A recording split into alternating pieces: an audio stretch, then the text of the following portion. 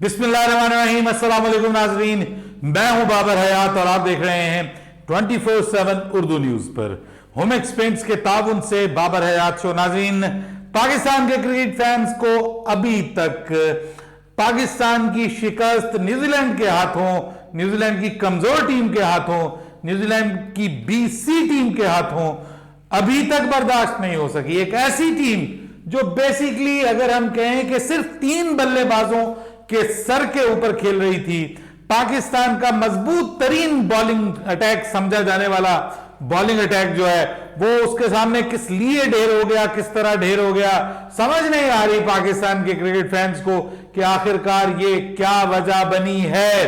बाबर आजम ने इस हवाले से ताजा तरीन बयान दिया है और उन्होंने ये कहा है कि जनाब, जो हार होती है वो पूरी टीम की हार होती है, जो जीत होती है वो पूरी टीम की जीत होती है। और मैं इस हवाले से किसी के ऊपर मलबा डालने की पोजीशन में नहीं हूं। मैं किसी के ऊपर मलबा नहीं डालूंगा कि हार का मलबा किसके ऊपर डालना है। तो जनाब, बात यह है कि बाबर आजम साहब, आप किसके ऊपर मलबा डालने की बात कर रहे हैं? आप किसी के ऊपर मलबा डाल भी नहीं सकते।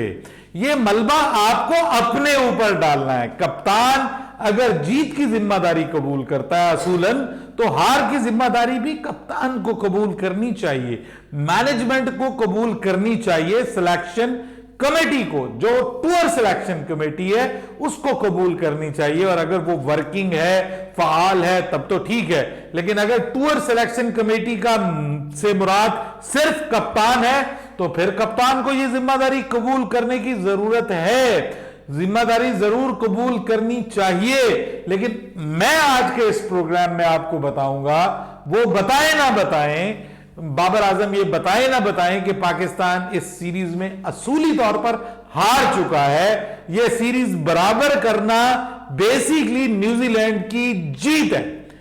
आप ये यकीन कीजिए कि न्यूजीलैंड का रिकॉर्ड सब कॉन्टिनेंट में बहुत बुरा है और यहां पर इस सब कॉन्टिनेंट में जहां पे पाकिस्तान की फुल स्ट्रेंथ टीम खेल रही है, फुल स्ट्रेंथ टीम खेल रही है, उस फुल स्ट्रेंथ टीम के सामने उनकी कमजोर टीम जो है उसका जीतना, ये उनकी सीरीज को बराबर करना, स्क्वायर करना, लेवल करना, ये बहुत बड़ी अचीवमेंट है। और फिर उसके बाद जो मार्क चैपमैन है, जिस तरह से उसने पाकिस्तान के बॉलर्स की जिस तरह से ठुकाई की है, मैं कहता हूं कि उसने तो जनाब वर्ल्ड रिकॉर्ड बना दिया है। 270 प्लस रन्स, 290 प्लस रन्स उसने स्कोर किए हैं 5 T20 मैचेस की सीरीज में। आज तक इतना किसी ने स्कोर नहीं किया जनाब। उसने वर्ल्ड रिकॉर्ड कायम कर दिया है। किनके सामने? पाकिस्तान की तगड़ी बॉलिंग अटैक, हमारा ये, हमारा वो। अरे भाई, कहां गया हमारा सब कुछ? सब कुछ दाव पर लग गया। बताता हूं आपको हुआ क्या है, कौन जिम्मेदार है। एक एक करके सारी रीजंस बताने जा रहा हूं आज की इस वीडियो में। मुझे बताइएगा कि अगर एक भी मैंने गलत बात की तो मैं उसका जवाब दूंगा आपको, कमेंट्स पढ़ूंगा आपके। मैं एक भी बात अगर मैंने गलत कही तो मुझे बताइएगा। देखिए, सबसे पहले तो कप्तान को अगर हम जीत का सेहरा देते, मैंने दूसरे या तीसरे मैच में, आपको याद होगा, मैंने बाबर आजम की कप्तानी की तारीफ की थी। ठीक है, आपने, बहुत सारे लोगों ने कहा कि जी आपने बाबर आजम की कप्तानी की तारीफ कर दी, बड़ी बात। भाई, बात यह है कि मुझे बाबर आजम से कोई जाती रंज, कोई दुश्मनी, कुछ भी नहीं है। मैं भी बाबर आजम का फैन हूं, बतौर बल्लेबाज मैं बाबर आजम का फैन हूं। मुझे इतराजात हैं बाबर आजम से, लेकिन वो पाकिस्तान की टीम के लिए है। मैं चाहता हूं कि बाबर आजम नंबर 3 पे खेले। अगर वो नहीं खेल सकता तो रिजवान को नीचे खिलाए। पाकिस्तान का जो ओपनिंग है वो प्योर ओपनिंग होनी चाहिए, मेकशिफ्ट ओपनिंग खत्म होनी चाहिए। आपने रिजवान का कैरियर बचा लिया, लेकिन बहुत से लोगों का कैरियर आप दांव पे लगा रहे हैं। उनके कैरियर का कौन जिम्मेदार है? आप साइम अयूब का कैरियर दांव पे लगा रहे हैं। आप बेहतर T20 प्लेयर है, बेहतर T20 प्लेयर है जो मोहम्मद हारिस है, आप उसका कैरियर दांव पे लगा रहे हैं। किसी को आप तीसरे पे खिला रहे हैं, किसी को चौथे पे खिला रहे हैं। वो तो बच गया बेचारा जो है वो फखर जमान, वरना आपने तो उसका कैरियर भी दांव पे लगाने के लिए कोई जगह नहीं छोड़ी थी, सिर्फ इसलिए कि जनाब हमारी जगह पक्की रहे, हम यही खेलेंगे, हम इसी पोजीशन पे खेलेंगे। मुझे इन चीजों पे एतराज है। लेकिन कप्तान को, इफ्तिखार अहमद को ओवर देने में क्या तकलीफ थी? देखिए, ये एक लॉजिकल छोटी सी चीज है, छोटी सी चीज है कि जो ऑफ स्पिनर होता है ना, उसकी बॉल जो है वो जो लेफ्ट हैंड बैट्समैन है उसके अगेंस्ट बाहर की तरफ निकलती है। ठीक है, नेचुरल है, नेचुरल। वो ऐसे ऐसे बॉल फेंकता है ना तो बॉल अंदर की तरफ आती है। राइट हैंडेड के लिए वो अंदर की तरफ जाती है, लेफ्ट हैंडेड के लिए वो बाहर की तरफ जाती है। अब जब बॉल बाहर की तरफ टर्न कर रही हो तो जो बल्लेबाज होता है ना वो मोहतात हो जाता है, क्योंकि अगर वो बाहर निकलेगा, बॉल थोड़ी सी बाहर निकली, बीट हो गई, वो स्टंप हो सकता है। और नहीं तो थोड़ी सी अगर माइनर सा, अगर वो सीधी भी रह गई बॉल, अगर उसने बॉल के टर्न के लिए खेला, वो सीधी रह गई तो वो जनाब गैप बन जाता है पैड और बैट के दरमियान, वो क्लीन बोल्ड हो सकता है।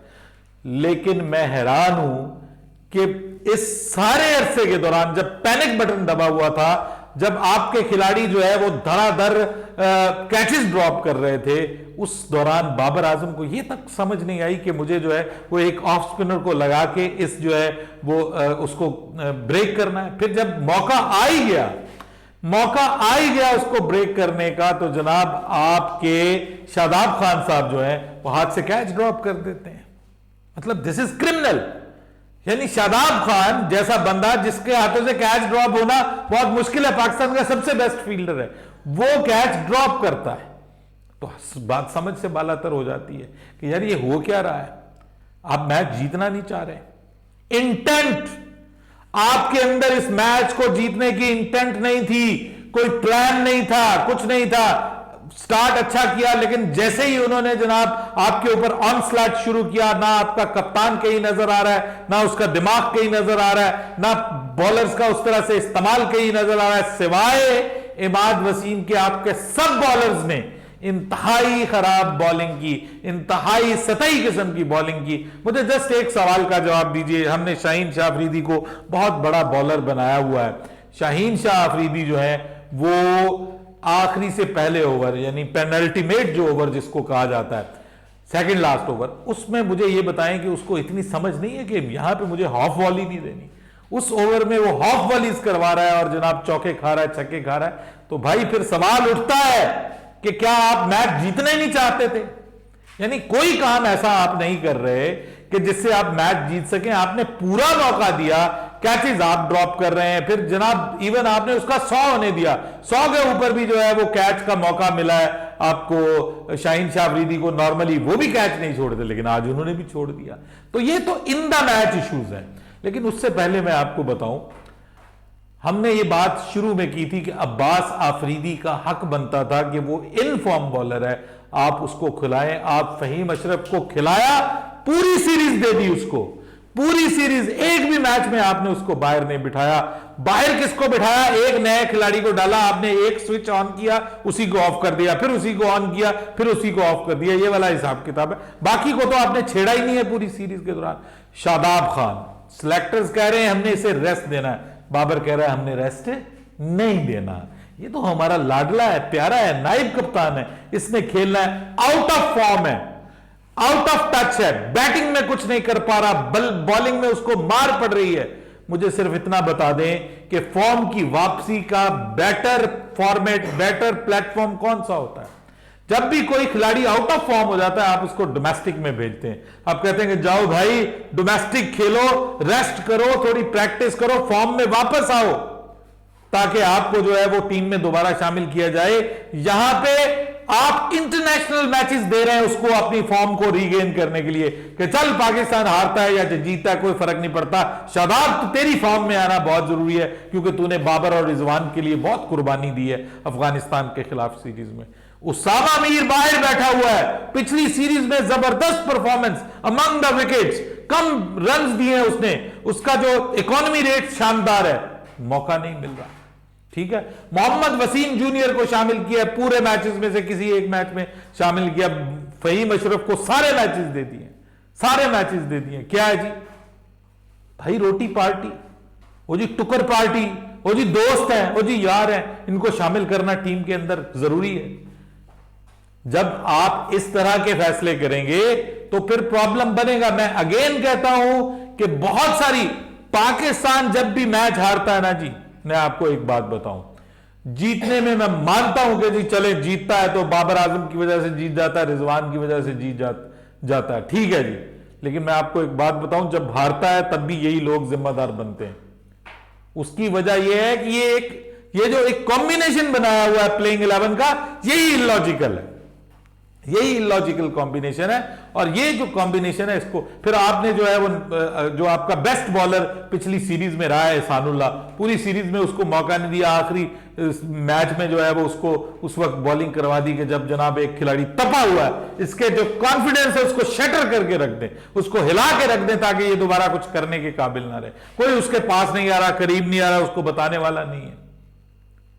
ये जो पूरी की पूरी प्लानिंग है सर, ये जिम्मेदार बनती है, ये प्लानिंग करने वाले जिम्मेदार बनते हैं। ये ना कहें कि मैं मुद्दा किसी के ऊपर नहीं डालता, टीम जीतती है टीम ही हारती है। ये एक बहुत बड़ी डिफीट है। आप वर्ल्ड कप के किनारे बैठे हुए हैं, क्या आप इसी कॉम्बिनेशन के साथ आप वर्ल्ड कप को लेकर के जाएंगे? मुझे बताएं। वो तो हमने बोल बोल के इमाद वसीम से बॉलिंग करवाई, वरना पूरा मैच एक जो था वो आपको पता, लाहौर वाला मैच, उसमें इमाद से बॉलिंग ही नहीं करवाई गई। एंड में जा जाके लोगों ने नारे मारे हैं कि इमाद से बॉलिंग करवाओ, तो उसको बॉलिंग करवाई गई है। उसने अपनी बैटिंग से बॉलिंग से प्रूव किया, लेकिन आप उसको वनडे स्क्वाड का हिस्सा नहीं बना रहे।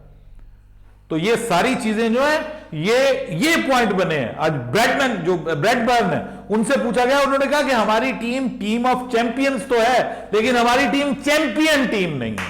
यानी हमारी टीम में एक से ज्यादा चैंपियंस हैं, लेकिन चैंपियन टीम क्यों नहीं है? क्योंकि जो जिस जगह पे है वो उस जगह पे नहीं खेल रहा, जिसको जिस जगह पे होना चाहिए वो उस जगह पे नहीं खेल रहा। इसी वजह से प्रॉब्लम है।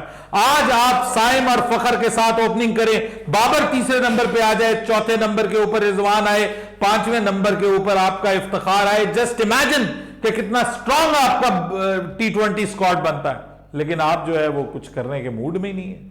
आप कहते हैं कि जो बाबर कहेगा वही होगा, तो फिर बाबर ही जिम्मेदारी कबूल करे।